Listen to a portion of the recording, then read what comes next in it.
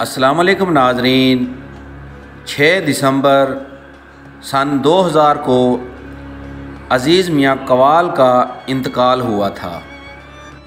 عزیز میاں قوال کی ولادت 17 اپریل 1942 کو انڈیا کے شہر دلی میں ہوئی۔ عزیز میاں قوال کا شمار پاکستان کے مشہور ترین قوالوں میں ہوتا ہے۔ آغاز قوالی میں عزیز میاں قوال کا شمار قدرے روایتی قوالوں میں ہوتا تھا۔ عزیز میاں قوال کی آواز باروب اور طاقتور تھی۔ ان کی کامیابی کا راز صرف ان کی آواز نہیں تھی۔ عزیز میاں نہ صرف ایک عظیم قوال تھے بلکہ ایک عظیم فلسفی بھی تھے، جو اکثر اپنے لیے شاعری خود کرتے تھے۔ عزیز میاں نے پنجاب یونیورسٹی لاہور سے ایم.اے. اردو اور ایم.اے. عربی کیا ہوا تھا۔ ناظرین کرام، عزیز میاں قوال کا اصل نام عبدالعزیز تھا۔ میاں ان کا تکیہ کلام تھا، جو وہ اکثر اپنی قوالیوں میں بھی استعمال کرتے تھے اور جو بعد میں ان کے نام کا حصہ بن گیا۔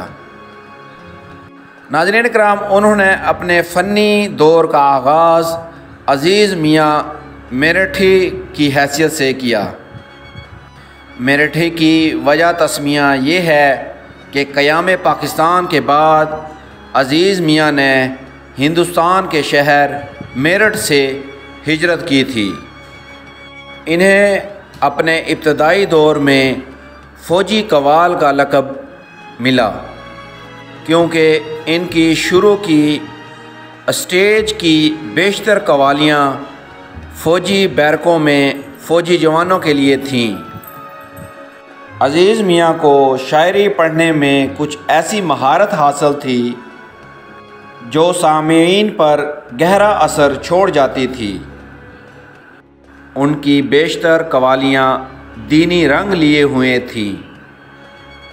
انہوں نے رومانی رنگ میں بھی کامیابی حاصل کی تھی۔ عزیز میاں قوال کی مقبول ترین قوالیوں میں میں شرابی، تیری صورت، بخش دیتا تو بات کچھ بھی نہ تھی، اور اللہ ہی جانے کون بشر ہے شامل ہیں۔ عزیز میاں قوال کو اپنی قوالیوں میں دینی اور صوفی مسائل پر بحث کرنے میں مہارت حاصل تھی۔ وہ براہ راست خدا سے ہم کلام ہوتے اور اشرف المخلوقات کی قابل رحم حالت کی شکایت کرتے۔ خدا سے ہم کلام ہونے والی قوالیوں میں وہ زیادہ تر علامہ اقبال کی شاعری استعمال کرتے۔ ناظرین کرام، عزیز میاں قوال رحمۃ اللہ علیہ کا انتقال 6 دسمبر سن 2000 کو تہران، ایران کے شہر میں یرکان کی وجہ سے ہوا۔ انہیں حضرت علی کرم اللہ وجہ الکریم کی برسی کے موقع پر ایرانی حکومت نے قوالی کے لیے مدعو کیا تھا۔ عزیز میاں قوال کے 2 بیٹے عمران اور تبریز ان کے ورثہ کو اپنائے ہوئے ہیں۔ دونوں قوالی کے انداز میں اپنے والد سے بہت مشابہت رکھتے ہیں۔ ہماری دعا ہے کہ اللہ تعالیٰ عزیز میاں قوال رحمۃ اللہ علیہ کو جنت الفردوس میں اعلیٰ مقام عطا فرمائے، آمین۔